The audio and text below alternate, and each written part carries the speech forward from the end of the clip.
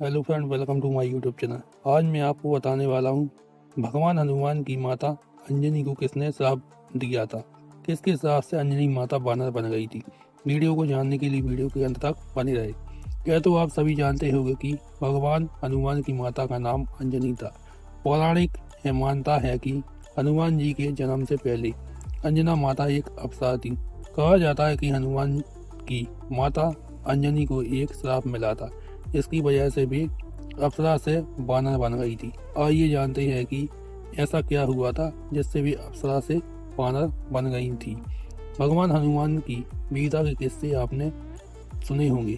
उनके जन्म से लेकर राम मिलन तक की पौराणिक कथा भी आपने सुनी होगी। लेकिन क्या आप जानते हैं कि हनुमान जी की माता अंजनी को एक ऐसा श्राप मिला जिसकी वजह से भी अप्सरा से बानर बन गई थी। कहते हैं बजरंगबली को जन्म देने वाली उनकी माता अंजनी को देवराज इंद्र के दरबार में अप्सरा थी। वे अति सुंदर और चंचल स्वभाव की थी। इस श्राप के पीछे की पौराणिक कथा विस्तार से जानते हैं।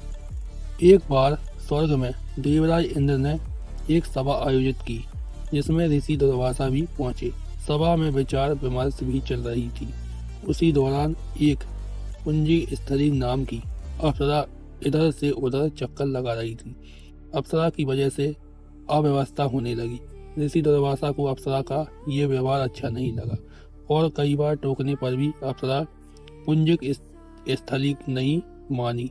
इसके बाद क्रोध में आकर उन्होंने अप्सरा को श्राप दिया कि जैसे तू देव अप्सरा होकर भी वानरियों की तरह सभा में रुकावट पैदा कर रही है, उसी तरह तू भी वानरी हो जाएगी।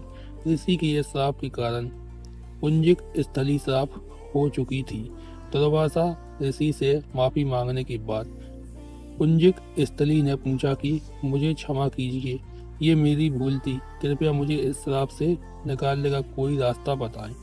अप्सरा की विनती करने पर ऋषि दुर्वासा ने कहा कि अपनी चंचलता के कारण अगले जन्म में तू वानर जाति में पैदा होगी। देव सभा की अप्सरा होने की वजह से तेरे गर्भ से एक महान बलशाली यशस्वी और प्रभु भक्त बालक का जन्म होगा।